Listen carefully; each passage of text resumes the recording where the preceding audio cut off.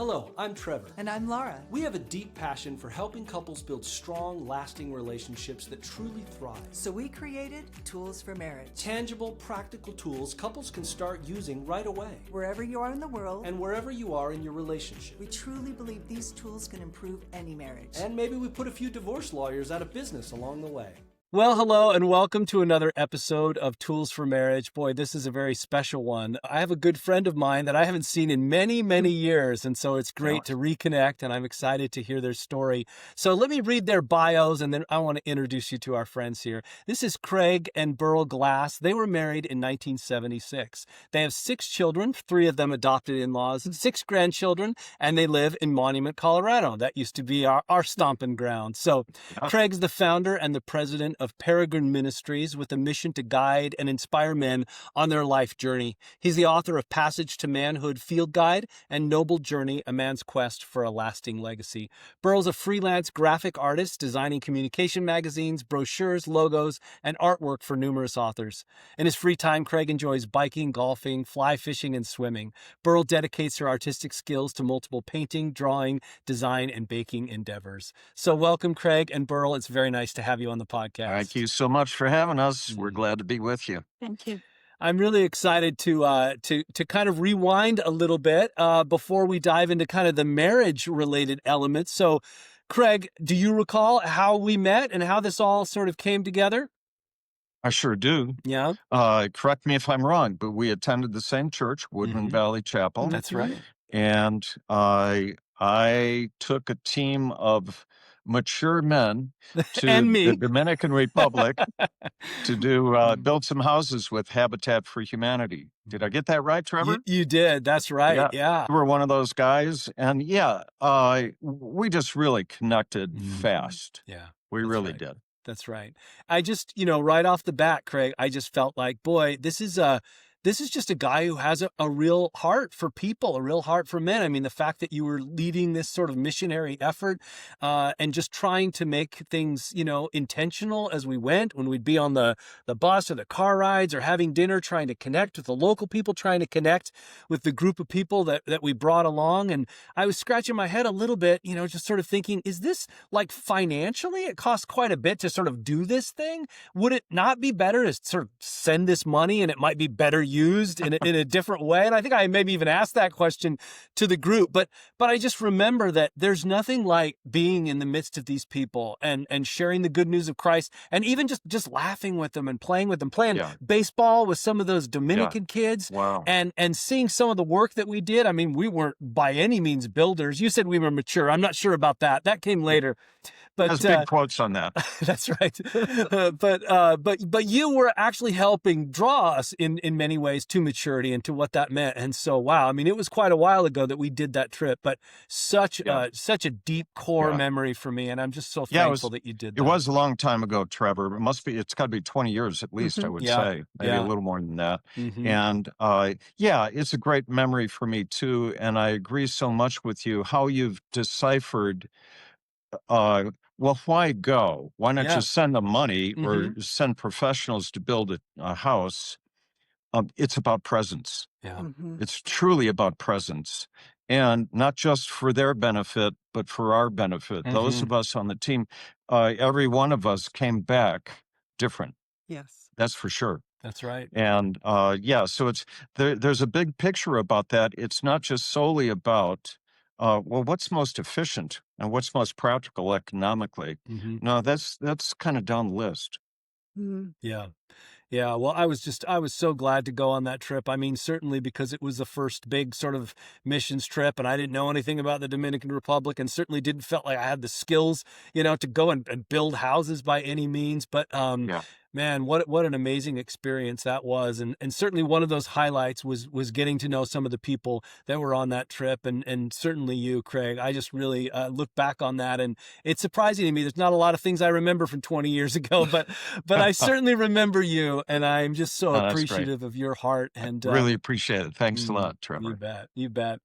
And so, Beryl, I want to get the inside scoop here, right? I want to know a little bit about, I want to know a little bit about how you and Craig met, how this sort of marriage came about, and maybe some of the interesting highlights along the way, whether those were, highs or whether those were lows. I'm sort of curious to hear that early story of your relationship. Okay. Well, we went to Trinity College in Deerfield, Illinois, if you're familiar with that. And we're both freshmen at the same time, knew each other, but we were friends. Yeah. We were friends. Part But of a large group of yeah. friends. Yeah. And there was some point at which Craig and I and my roommate and his roommate went out on a double date. It was kind of like, hey, you want to go? Sure. And not- I was taking her roommate. She was with my roommate. Right. Yeah, yeah. Yeah. But the whole evening, we just kind of were eyeing each other a little bit, flirting with each other a little bit. And so it was kind of the beginning of what became a relationship, but not for a while. Yeah. Because we both left the campus. That was in spring. Both left the campus in May, not planning to come back. And we said goodbye. Said goodbye to each other, thinking we'll never see each other again. So Nice and to know you, sort of a didn't thing. tell each other how we felt. And we didn't. Yeah. Yeah. And then over the summer, both of us decided to return to Trinity. And kind of one of the first days, Yeah. we spotted each other in the bookstore and thought, Whoa. This is guy. Beryls pack. Whoa. Wow. And so we started dating pretty quickly, and I would say within a month, we had told each other we loved each other, Yeah. It and was fast. Yeah. it was all over. We don't really show that out there as marriage advice for kids who are dating. Hey, tell Right. each other you love each other in the first month. But we knew. But yeah, we Yeah. knew. Yeah. But We you really guys did. were friends the year before. So I think Yeah. that's what's wonderful. You got to know one another. If it was that first year and I fell in love, that Yeah, would right. be, Yeah, but you it guys were wasn't like that. friends. Mm-hmm. Yeah, yeah. But another layer on that date that Beryl referred to. Again, she's in the front seat with my roommate, and I'm in the back seat with her roommate. We're just having conversation, but there was an undeniable chemistry going crosswise from over here to up there that we could just tell, gal, there's something. And that was freshman year. We never Right. really followed through on that. Yeah. But thank goodness, I think the Lord really guided us both for different reasons to go back there a second year. And wow, that changed everything. We found the love of our lives. It was another 4 years before we got married. But, Oh, okay. Okay. so yeah, we dated through college, and then And then another year. Yeah. Yeah. And so how long until kids came along for the two of you? I think we were married about 5 years Oh, Yeah. okay. before. We got married in 76. Mhm. Yeah, and our first daughter was born 1980. So yeah, 4 Okay. years. That's Okay. great. Yeah. Yeah. And And then what- we had kids every couple of years. We've got 3 kids. Okay. Yeah. Yeah. What do you recall of those early years? Maybe even the sort of pre-kid years, right? Yes. During that 5-year span. Any sort of highlights or any sort of memories that kind of demark that time for you? Yeah. Yeah, big time. Do you want to talk about our decision right out of college, or Yeah, I mean, that's kind of where we're headed here. So that was Yeah. big decision? Yeah. Go ahead. Well, we got married and immediately went on the staff of a camp in New Hampshire, The summer camp. a summer camp, Mhm. and then immediately decided to join a missionary team going to Europe that had 9 months of training in the Chicago area, and then went to Vienna, Austria to join a team there. And so if it's not clear enough, the bottom line is we were married over a year before the two of us had a meal alone together, We lived with because camp staff, Wow. training team, Wow. team in Vienna. Yeah. So, nobody would recommend that. Mhm. Yeah. but it was we knew nothing different than that. Yeah. That's just what we went into, and we learned how to do that and adapt to that. We were thrilled by the time we had a meal alone with each other. It was kind of an event when we Yeah. actually sat down alone together. I don't remember. Maybe Beryl made lasagna. I'm not sure, but that seems that would have fit. But that was a really big thing. Yeah. We have to make sure that we circle back on this particular lasagna conversation. We could do it now or we can do it later. I'll leave it up to you, but we all laugh and the audience is like, what's the lasagna joke I missed here? Right. Yeah. So, there's a story. We'll circle back on it then. So the intent of this missionary thing that you were doing, because I know a little bit of your story, Craig, was this where you guys were going to do what, I don't want to reveal, but was that what that was for, the training that you were doing in Austria? Yeah. Okay. Yeah. So we went through pre-field training as missionary candidates for 9 months. In the U.S. In the Chicago area, and then joined a team in Vienna, Austria. Yes, Trevor, I think you're on the right track. It was a team. The organization had teams all around the world doing evangelism, discipleship, church planting. This was the unique team. And in fact, it was not publicized. Smuggling Bibles behind the Iron Curtain. And that was 1976, we started training. So obviously that was at the height of the Cold War. Yeah. And we joined a team of about 12 to 16 people that we had a fleet of vehicles, vans, and cars that had secret compartments built into them in the floors and the walls, the fenders. We would hide as many Bibles in there as we could, or we worked with organizations like Child Evangelism Fellowship and got Sunday school materials, study materials for pastors. And we went all throughout all the satellite Iron Curtain countries, all the way from Poland all the way down to Bulgaria, everything in between, except for Albania. We could not get in there. And so when you decided, hey, let's go be missionaries, let's get trained up, did you realize that you were going on this sort of, unpublished, let's not talk about it adventure? Or was it, let's just get trained generally, and then you were drawn towards this maybe a little more risky endeavor? No, I would say when we decided to join, we knew what we were going to do. And the fact is, we did not consider ourselves evangelists, church planters. But the idea of, Bible smuggling, that seemed like something we could do, Wow. Yeah. And it seemed like an adventure. I think that was part of it too. Yeah. That's kind of the fact of the matter was we didn't join a missionary team so we could become evangelists or disciplers. And just like Beryl said, we thought we can smuggle Bibles. Let's go do that. And that was for 1 year. Originally, that was the 1 year commitment. They had a sense back then that that kind of ministry was going to be so stressful, and it was indeed, that people could only handle it for a year. So we trained for 9 months to go over there for 1 year originally. Right. Yeah. That changed over time. Yeah. What would have happened if you had been caught? Well, we knew with every trip we prepared for, you had to also be prepared for the fact that you could spend 2 years in prison. Wow. And that was, the punishment for being caught doing that. And so, you had to say yes to that with every trip you took. And we hoped it didn't happen. We prayed a lot. And it didn't, but that was the consequence. Hey, if we got caught at a border, for sure, they're taking the literature, they're probably taking the vehicle. They're interrogating us for however long they want to. And then, like Beryl said, possibly put us in jail up to maybe 2 years or kick us out of the country. We had friends who were put in prison for 3 or 4 months. But we didn't know anybody who was put in prison for 2 years. But you had to be ready for that.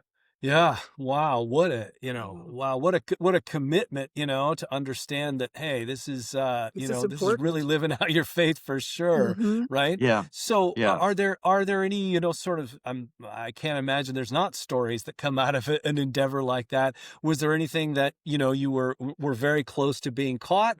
Or Yeah. was there a particular situation where you saw, God just really show up, whether that's the same story or different sort of?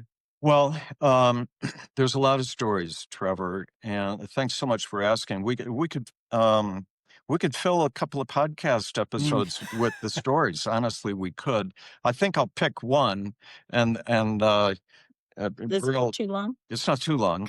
We've got some 2-minute stories and some 45-minute stories. This will be in between. But Beryl and I went to Hungary, Budapest, the capital. And we were in a vehicle that had hidden compartments. We got through the border okay. We were meeting a contact in the center of Budapest that we knew always could receive anybody who came with as much literature. He was a main distributor and contact for us, and he would take Bibles or whatever it was to his church or other pastors' underground churches and things like that. So we arrived in Budapest late one night, unloaded everything out of the hidden compartments, which is a huge operation. Mm. You take all the Bibles and everything out behind the wood panels and the linoleum floor and put that in plastic bags and take care of that. And then left Burl there about a mile away from the contact's apartment. And then I walked to his place about midnight or so, knocked on the door, anticipating he's going to answer it and say, "Hey, ready to go. Just bring everything in." That's not what happened. His wife, in a nightgown and clearly, interrupted from sleep, answered the door. And I thought, oh boy, I hope this isn't going in the wrong direction. And I said, "Hi, we're here to see Peter. We've got gifts for him." And she said, "Peter's not here. He's in Berlin." Whoa. Okay, we've got 2,000 Bibles unloaded in the back of our van with nobody to give them to. He'll be here tomorrow night. You can bring it tomorrow night. Okay, fine.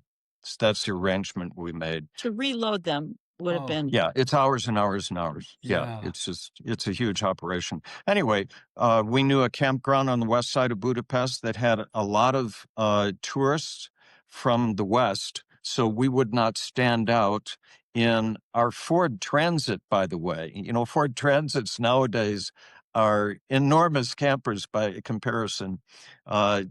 Anyway, we had British plates and, we would stand out.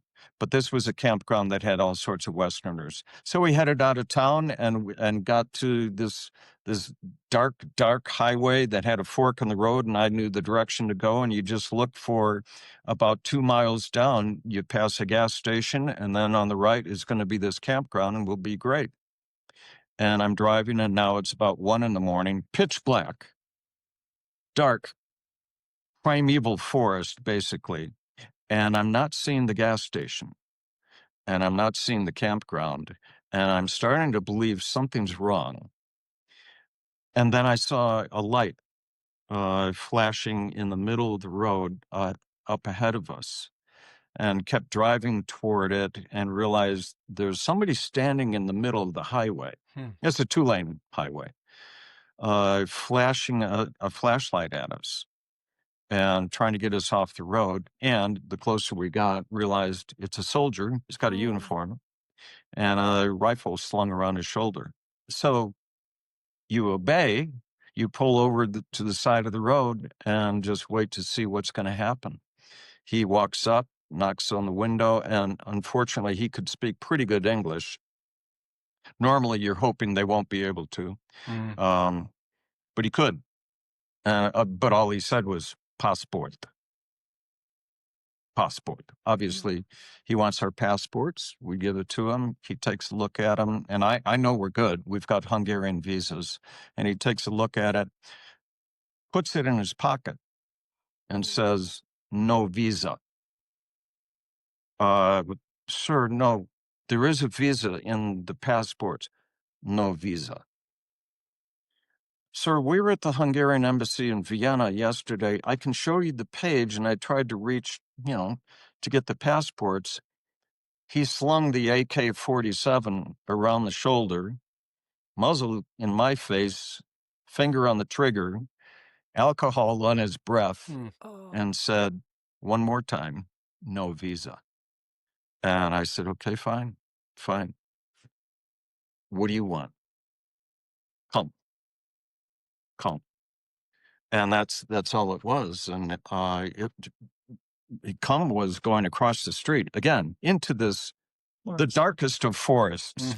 No sunlight, no starlight or anything. I mean, just really, really dark. And I turned to Beryl and just said, "Hey, hon, I'm going to follow him. If I'm not back in an hour, take the vehicle, go back to the campground. By the way, it's the other fork in the road, not the one I took." No. I think there's With a lesson here for all guys related to stopping and asking directions, right? You got it. Probably, and anyway, I said, just, if I'm not back in an hour, leave, get back to that campground. Tomorrow morning, 6 o'clock in the morning, be at the main train station in Budapest. I will try to get there one way or another. If I'm not there, I'm arrested, leave everything. Get on the first train going west. Leave everything. And then walked out the door and followed this guy into the forest. And of course, Beryl had enormous courage to just sit there and, wait for gunshots or whatever it would be. Anyway, I followed this guy in the forest, and in about 50 yards or so, there's a dim light. Get closer, and it's a security booth. And got inside there with him, and with a dramatic flourish, she took a pen and paper and wrote down 50 F. And F is their currency, forint. Fortunately, well, he's bribing me. Or the other way around. He wants 50 forint for us to get our passports back. 50 forint was worth roughly about 50 cents. I would have paid him 5,000 for it. So you didn't negotiate? You didn't say, "Give me that pen and paper. I didn't work it. It wasn't like a bazaar. This is not that type of thing. Okay. Give him the forint. He gives us the passport. We get out of there. And next night, we delivered the literature, got back to Vienna a couple days later. Last part of the story is we told some people who had been with the ministry longer than us and described where we were. And they said, "Wait a sec, so you were west of Budapest, driving on this 2-lane road and then stopped by a sentry, right?" "Yeah, that's exactly what happened." And he said, that guard was the last contact before the largest Red Army Soviet base in Eastern Europe. That guy saved your lives. Wow. Wow. Incredible. No idea. Yeah. So if you had continued, he hadn't been there, you drive right He into was not there. It's over. We're basically driving into Moscow with a seminary of Bibles. Oh my goodness. Yeah. Oh my gosh. Well, what was it? 50 cents is the equivalent? Roughly back then, yeah. Yeah. I mean, that's a pretty good deal when you think That's a good deal. It's for two passports, not just one. That's right. Yeah. Gosh. Wow. So how long until you were back and reunited? Were you, Beryl, still waiting there in the van when you kind of came back out of the darkness and said, "Okay, let's go"?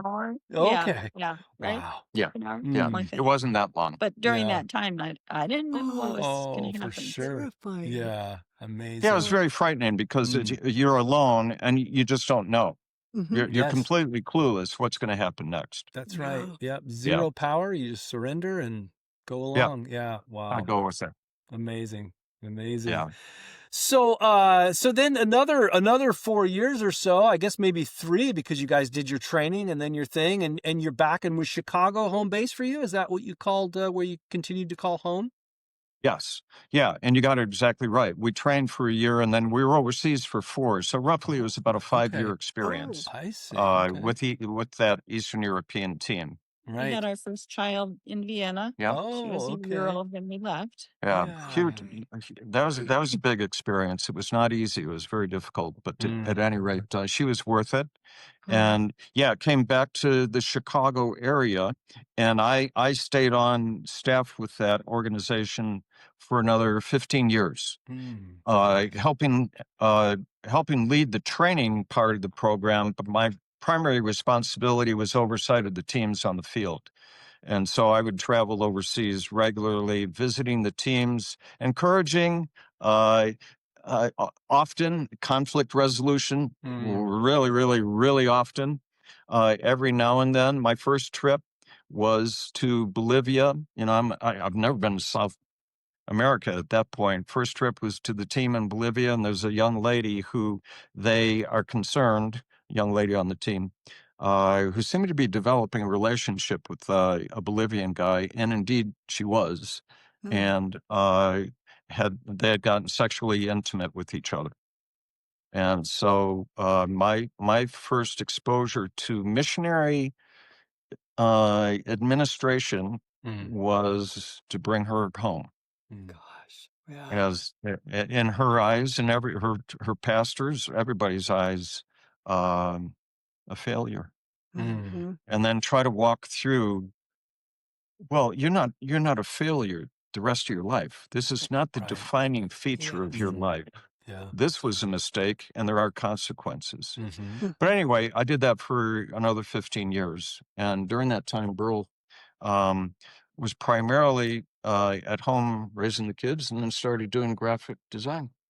Well, this is a good segue here to the lasagna story. I want to make sure that the listeners and viewers don't get left behind here. I know maybe we talked, maybe we're not going to deal with it much, but I really love beautiful. this story. I think it's so beautiful. So if you don't mind, Beryl, sharing what that organization is called and what you do in regard to these lasagnas, I just think it's amazing. So it was I guess it was during COVID that I saw an article in the paper about this organization. It's called Lasagna Love.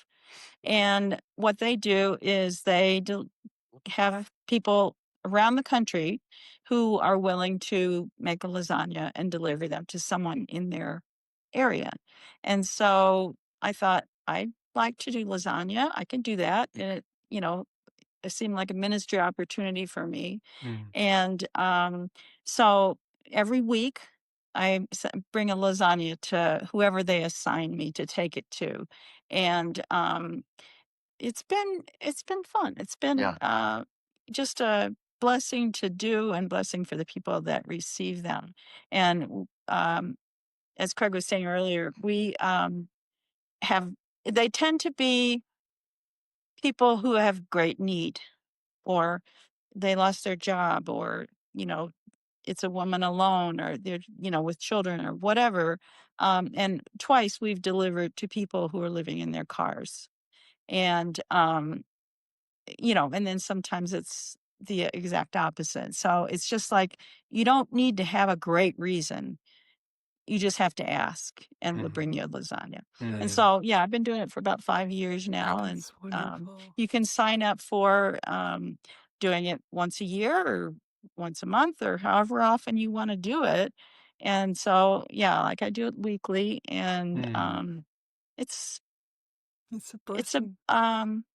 it's something I can do, and so I enjoy it. Oh, And I she's think that's amazing at it. beautiful. The lasagna is delicious, but she really, truly loves doing it. Yeah. Yeah. Meeting people one-on-one too, I think is so nice. And I think, just sometimes just somebody showing up means so much. That I think that's so wonderful. You get to meet other people and talk to other people. So I think that's so great. Yeah. If that sparks any interest, it's lasagnalove.org. Oh, Okay. that's awesome. You can be a chef. That's great. I'll put that in the show notes. I think it's so great. A lot of people feel as though they want to help in some way, but they feel like I don't really have any skills. I'm not a worship leader, or I don't really know how to, speak multiple languages or whatever. So like, what can I possibly do? And I love this. I'm not saying by any means that I would be good at it, but like anyone can make a lasagna, right? And so I'm not saying they're as good as yours by Craig any means, said right? it was the best lasagnas. So yeah. But I think that's just It is. what an incredible thing to do. And I also love that you're like, I can do that. And here you are 5 years later, right? This isn't just a little something. It's like, it takes a commitment to do that, right? And to just the different people that you meet. And I'm sure the conversations that you have and just, I'm sure in some places people are like, what do you want from me now? And it's like, that's not what it's about. This is, That's right. Yeah, one of the big events was 2 or 3 years ago. I can't remember the timing exactly. You might remember there were sudden, overwhelming wildfires near Boulder, Colorado, and the towns around there. And 1,000 homes were burned in 2 hours. Oh my goodness. I mean, it was just devastating. And so this organization asked for volunteers like Beryl. Would you be willing to bring lasagnas up here to feed these people? And So sure did. people came and just dropped them off. People who were part of the organization dropped them off at a school, and then they were distributed there to people who had lost their homes. And there were 500 lasagnas delivered in that event. So that's cool. That is cool. That's amazing. Yeah. And so, Craig, tell us a little bit about your ministry. When did this most recent ministry that you sort of founded, when did you do that? And tell me a little bit more about it. Yeah, thanks for asking. The preface to that part of the story is that during our time with that mission agency, discovering a pattern of what's called missionary casualties, like that young lady who got, intimately and sexually involved with the national. There's missionary casualties all the time. Every organization encounters them. We would do our best to try to make sure that people going overseas with our organization were healthy and we're not taking over unresolved wounds. And in the course of that process, we worked with great counselors from Wheaton Grad School who helped us unearth some of the story in these missionary candidates that was going to be evidently causing conflict or problems once they're overseas. And over a period of time, we started to discover there's a common thread. Didn't expect it. It's not like there were always men or always women. It's not like it was always sexual issues or anger. It was all sorts of stuff. But there was a common thread once you peeled away the layers of the onion of the story. Undeniable. I would say at least 90% of the time. The center of the story of their wound, unhealed damage, went back to their father. Wow. And so we learned, and it was primarily my role was to decide who would be going and who would not be. We learned over time, whatever that person looks like I said, if they're shame-filled or explosive temper, or young women who, during the training program dressed in kind of an enticing, sexualized way, just sit down and have a conversation and eventually say, tell me about you and your dad. And you're probably going to find the clue to unresolved damage. And that affected me first. I had to look in the mirror and just ask myself, with my 3 young kids, what am I passing on to them? What is it of my own woundedness, unhealed wounds, that I'm laying in the lap of my children? And I could quickly come up with a handful of them. And I began to ask myself, do I want my story with my kids to be primarily about correction and discipline and making sure they're orderly and well-dressed and getting the Hot Wheels out of the driveway, for goodness sake? Or is it going to be way more filled with grace and seeing who they are and elevating that. And it turned the corner for me, you guys. I stumbled into the discovery that intercultural ministry, though I loved it and enjoyed it and loved the organization, and I'd done it for 20 years, I discovered it's not my passion. My passion is to take men like Trevor into another cultural setting where his eyes open up and his heart connects to people from another culture. But as a man, he comes back a different guy. And he did. Yeah. He did. And so it's called Peregrine Ministries. Peregrine is a kind of falcon. Some people know that. It means pilgrim in Latin. That's why Beryl and I decided to choose that name. Started Peregrine Ministries in 2002 and have been doing that ever since. Wow. I've seen a few things that you do. One, I'd like to talk a little bit about. It seems that you take fathers and sons on a kind of retreat, but it's a little more than that. It's a little more about just not going out and camping with your boys because there's that intention behind it. I know that comes up on a regular basis, among other things you do, but maybe you can tell us a little bit about that process and what your thoughts are.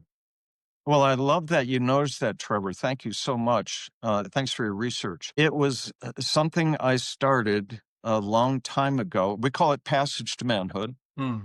And it really came out of the fact that we were raising our kids in a suburb of Chicago that was about 80% Jewish. And the kids were regularly going to bar mitzvahs and bat mitzvahs for girls. We supported that, loved it. They each went to, I don't know, dozens, it seemed like. But I was a slow student, but I started to discover something significant is going on here, where the family and the community and the place of faith are coming together, in the case of boys, to call them out. The men, calling the boys out and saying, we got something to walk you through because the journey that you're on is significant and profound. We've got some stuff to tell you. And I just thought, man, that's amazing. That combination to call out young boys who are going to be making some choices very, very soon that might determine the direction the rest of their lives. I, as a guy, and Beryl was the same. We both grew up in Christian families, basically going to church from day one. Neither one of us, though we had been a part of youth group and stuff like that, neither one of us had been a part of anything where, let's say in Beryl's case, the moms got together with the girls at 13 and initiated them into femininity. And I certainly never experienced that with my dad and him pulling together some of his buddies and me and my friends. And they say, hey, we're taking you on a weekend retreat to talk to you about man stuff. Never happened. And so I really felt prompted to start putting something together like that. And yes, brought together a few guys together as a team. All of us had boys 12 through 16, something like that. And put together what you referred to earlier, Passage to Manhood field guide for fathers to walk their sons through an understanding of what it means to be a man. And on top of that, what it looks like to be a godly man. Yeah, so that was huge. And I can't tell you, and I see, Trevor, it's touching your heart. I can't tell you the number of men who have gone through that. And when they come to the end of the week, and sometimes we meet once a month for a year. Usually it's a whole weekend deal, start Thursday through Sunday afternoon. But it ends with a blessing ceremony. And we invite the moms, we invite the boys' pastors, we invite, if there's a scout leader, anybody who is a significant part of this boy's life, to come to this blessing ceremony. And mom and dad are up front and call each son forward. And I ask the moms first, what do you want to say to your son? And the moms always know what they want to say. They always know. I really have to coach the dads. I hope we can go to a Bears game. Right. Someday I want to teach you how to change the spark plugs. You Yeah. know, Right. no. I tell them, Mm. look at what Jesus' dad Mm. said when Mm. Jesus came out of the Jordan River. Yeah. This is my my son. beloved son, in I whom love I'm him. well pleased. Yeah. I'm proud of him. Mm. And then later on the Mount of Transfiguration, one more phrase. Mm. Listen to him. Mm. This kid brings something to the table. Mm. I tell the dads, say that. Mm-hmm. And they can't get through it. I Yeah. cry. I cry every time. Yeah, I can't get through it listening to him Yeah. about it, you know.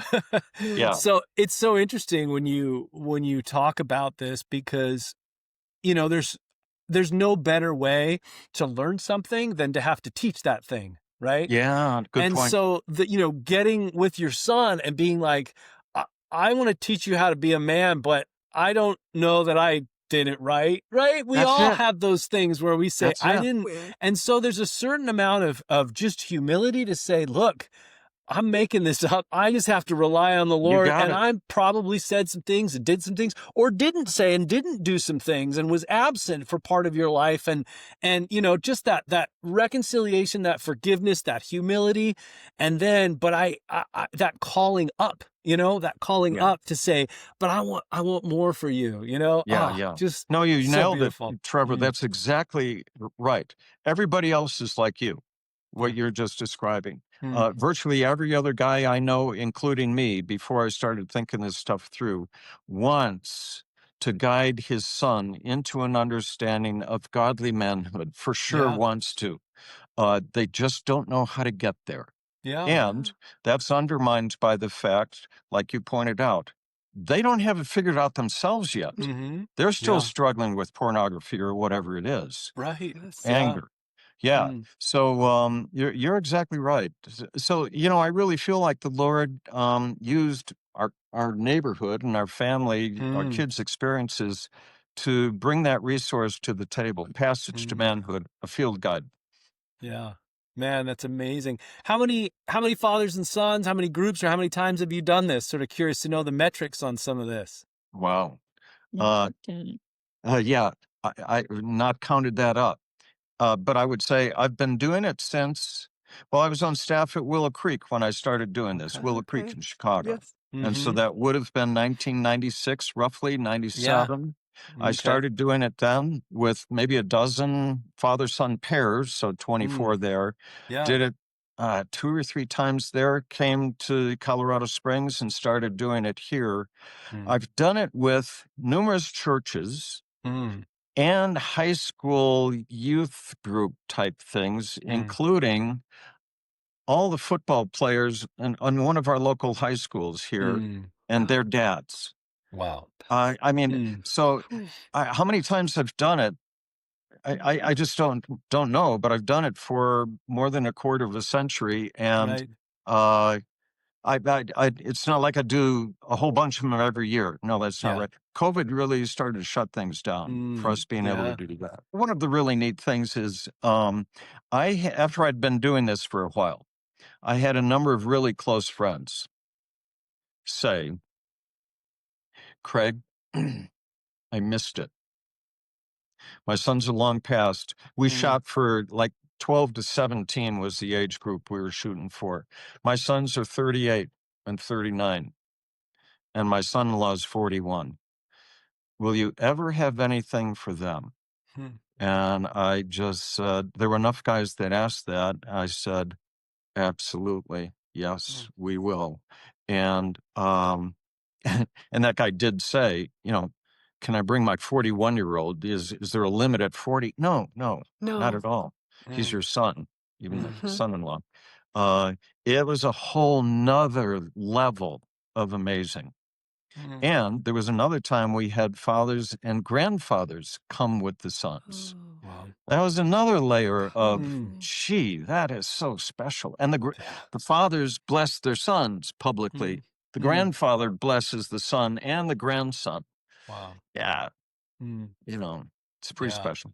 That is for sure. So beautiful. Yeah. So tell us what you teach these men. Oh, well, God, Laura, thanks so much. I'll tell you what's the core central part. There's a lot of stuff, dealing with shame, dealing with pornography, Yes. honoring women, being a courageous person. Of course, your faith, understanding faith. There's one God, and Jesus is his son. He's your savior if you want him to be, all of that stuff. But really, the core part of it is Mark 12:30 and 31. Love the Lord your God with all of your heart, soul, mind, and strength. And we jump on that and talk about how when men, whether it's those teenage boys or guys that I talk to right now, folks who are 57 or 73, when we love God and others with all of our heart, the core quality that defines masculinity, compassion. Mm. Nobody expects that. Mm. They react to that all the time. Wait a minute. Well, that feels a little squishy, Craig. Isn't that kind of feminine? Not if you meet one. Not if you meet a strong, courageous man who's got a heart of compassion. You'll never forget him. These are two men right here. Yeah. Good. Yes, I know that. I know that about you, Trevor. So heart, soul, when we love God and others with all of our soul as men, the quality that comes to the surface, confidence. Not confidence in your car, not confidence in the neighborhood, not confidence in your payroll, nothing about you. Confidence in your Father who created you on purpose. That's it. You're specifically designed by the God of the universe. That gives you confidence. Loving the Lord your God with all of your mind. The quality that comes to the surface for men is conviction. Conviction comes from wisdom and experience, and we develop values and we stand on them and live them out. Conviction. I just love this one. I love it. I love running into men and women who have clear conviction. They're not just getting blown by the wind and they go whichever the way the culture or the neighborhood wants them to go. No, they stand. They know they stand firm. And then lastly, love the Lord your God with all of your strength, the quality that comes to the surface. Guess what letter it starts with, by the way? What, strength? The quality starts with C. These all start with C. Gotcha. Compassion, confidence, conviction, courage. Courage. Yeah. Courage, not being fearless, not pretending like you're never afraid. That's a lie. The willingness to move into fear and take action and to speak up. That's courage. Yeah. That's courage. And by the way, the sub lesson there, the first man failed in all of that. That's true. When the woman in his life and the rest of humanity needed him to enter in and speak up and do something, he failed. So true. And we've all paid the price. Yeah. Yeah. Anyway, Laura, thanks for that question. No, I just have such a heart for men. We sit with so many couples, and I'm just so proud of the men that are sitting there and taking time to be working on their marriage and to speak life into them. And do, Trevor and I just say, we are so proud of you. And these guys have you can tell they've never heard that before, and to say like you are a godly man and what you can do as a godly man and to be courageous. And I love all that compassion. I mean, those are the kind of men that we need. And our society, I think so much is like men are bad, bad, which is so sad because there are a lot of really good men. And to Yeah, have mentors like you guys, it's like, oh, we need that. We need that. you're exactly right, Laura. Don't want to drill down on this too much, but I'll just say the message that that our young men are immersed in this culture is you don't really matter. And the more masculine you are, the more toxic you are. Better off for us that you're out of the picture. Yeah. That's pretty much what they're being immersed in. And the statistics of, like you said, with fathers, kids not having fathers, it is staggering. I think there's some statistic where if the father goes to church, the kids follow. For, the mothers, if they go, it's like 30% of the kids will continue with Christianity. I mean, You're right. People in jails, there's so many things of how important a father is and a husband is. You're right. Yeah. Amen, sister. Preach Woo! it. This is our ministry. That's this right. is what we love. So And so along those lines, because we sit down with couples that are usually right on that, sort of pre-marriage counseling, right on the precipice of stepping into that wonderful adventure together. What are the type of things that you might advise a husband and a wife, or a husband and wife to be as they're sort of kicking off their lives together? And what advice might you have for your younger selves back 1976, right before you stepped into that adventure together? It's been a long 49 years, so we've learned through the years, and I guess some of the things that we've learned in our relationship, I could tell you a couple. One is that when you apologize, there should be no but. I'm sorry, but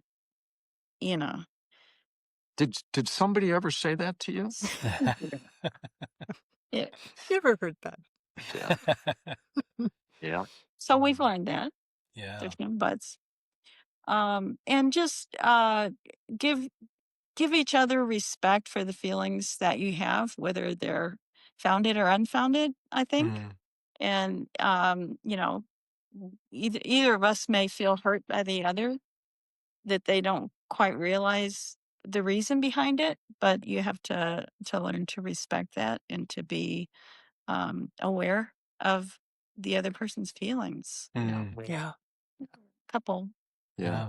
I think another is, of course, everybody finds out you're different from each other as you date, and that's just magnified or prolonged through marriage. I think one of the things we discovered pretty early on is we can either just follow a pattern of always arguing about what time are we going to leave for the airport, or how orderly is the house, or whatever it is, or try to start moving toward one another. And with some of the immovable objects, what time do we leave for the airport? Agree, hey, we're gonna go with what you'd like to do on this. We'll follow you get to decide. Yeah. Or we decide this one, we're gonna decide, we'll do what I prefer to do, just so we don't have to keep arguing about it for 17 years. Right. Yeah. Who do you think likes to go to the airport early? Yeah. I assume. I'm with you, Laura. No, really? interesting. Opposites. Okay. Oh, I got to be there hours before. Just Same here. and And he's like, "What is going on?" And that's one of those compromises. So. Yeah. And so we decided. Craig said, "Can this be one of the ones where you say, I win?" And I'm like, "Sure, Yeah. Because when I win, she wins, right? Okay. Yeah. Absolutely. No, that's for one another. You just get more and more like upset with one another. And you go, do you know what? Yeah. If this is really important to you, you can have this one. And then the other person, you kind of go, how much do I? One.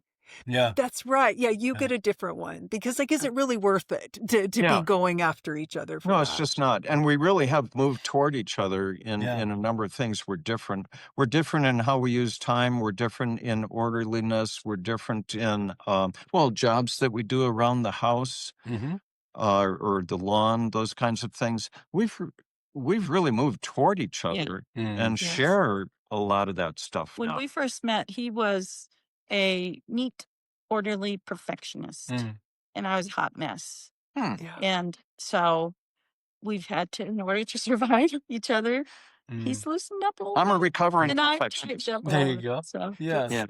yeah. No, we've moved toward each other, but there are some of those things. I think what time do you go to the airport? It's just one.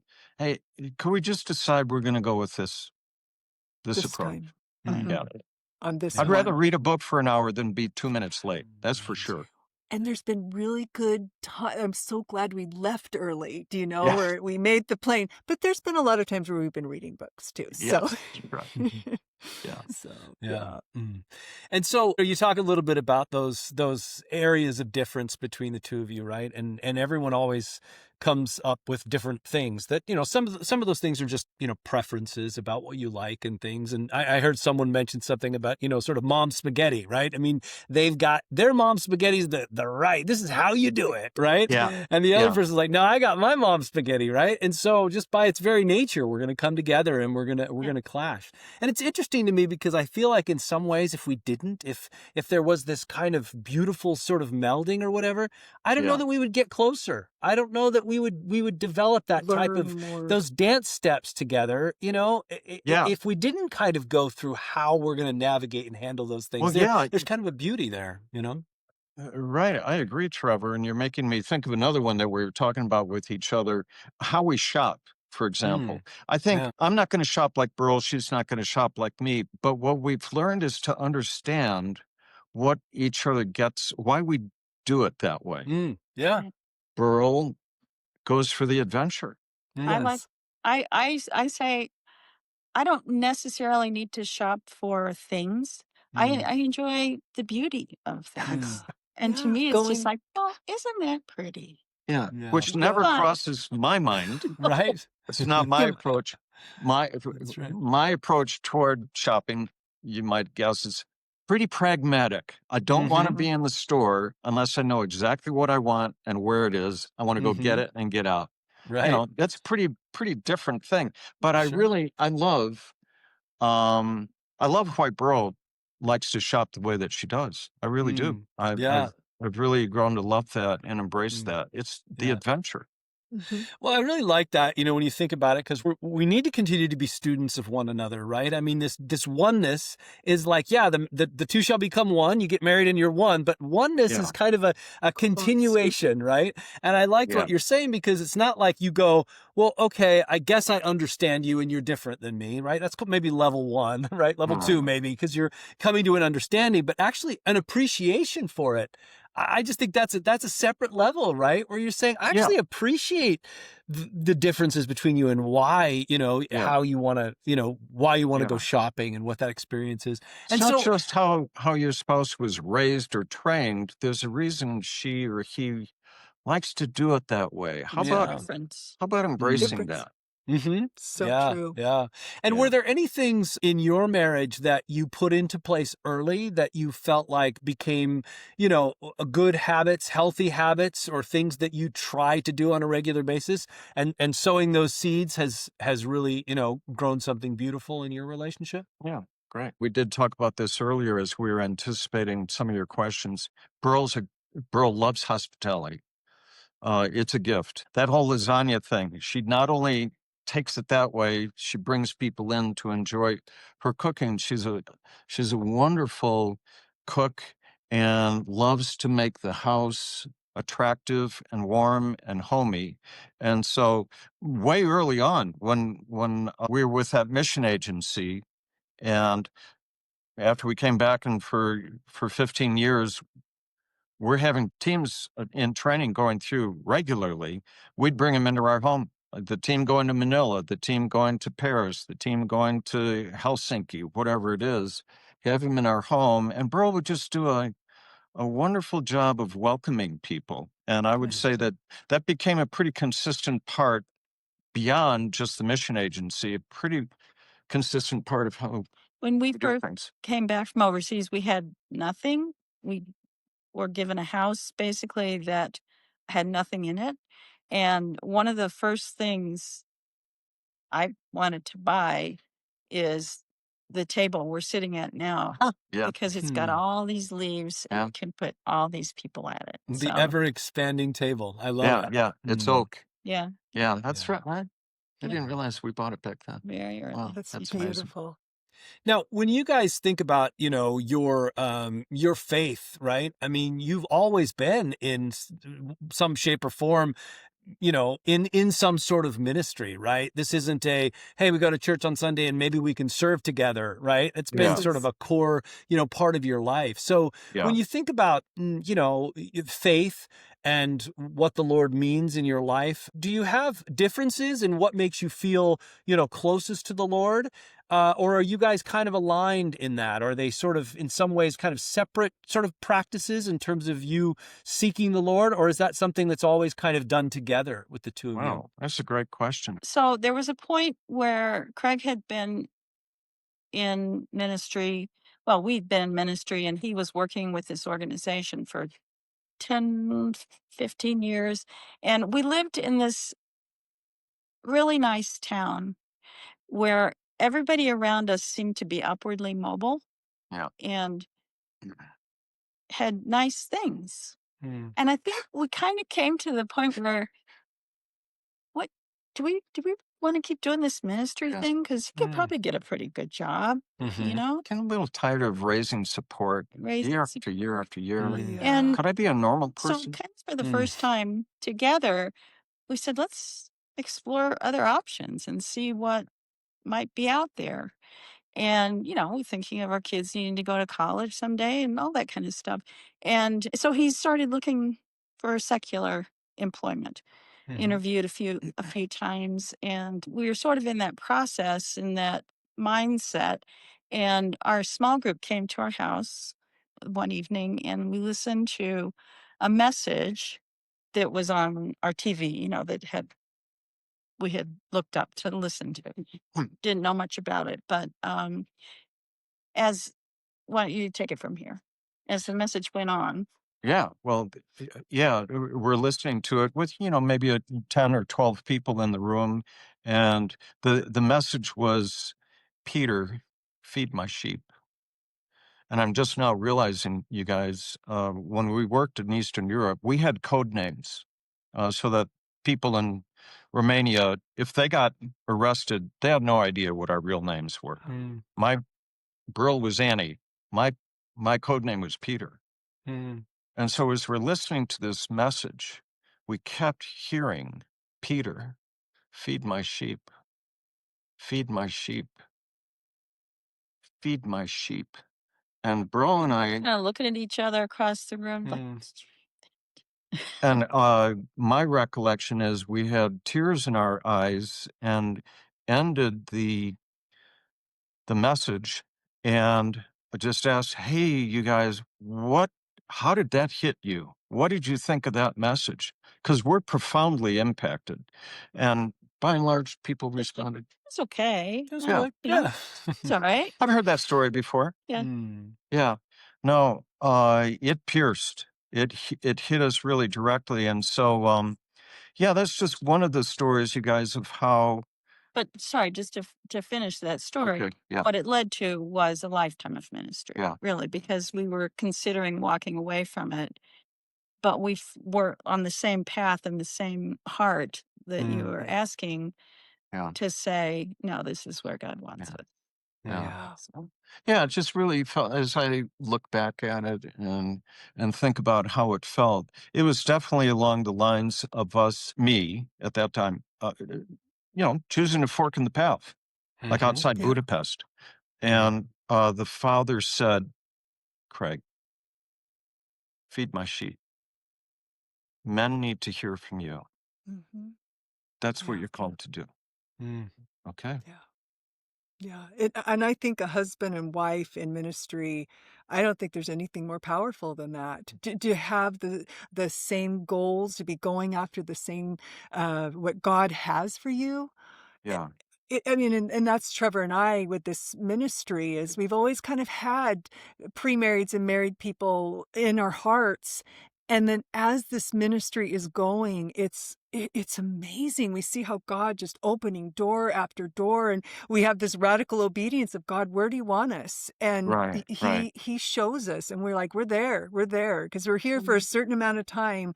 And I mean, I think of even you guys with the Legacies. You don't even know with those Bibles, the people who saw that. Do you know these little things that we think aren't that big of deal, that I'm sure changed thousands of lives, and people are going to be hugging you guys in heaven, going, thank you for getting those Bibles across the Could I border. tell you one quick Yeah, story? but I just want to add, or the Yeah. legacy of those men and those boys that get out on the mountain, you know, and what that can do, that ripple effect to change, you know, Yeah. families moving forward. So yes, please. Yeah. Yeah. If I could just interject one quick story about that. You know, in 1989, every satellite country collapsed like dominoes. You know, starting with Poland, then East Germany, and then Czechoslovakia, all the way down, just like dominoes.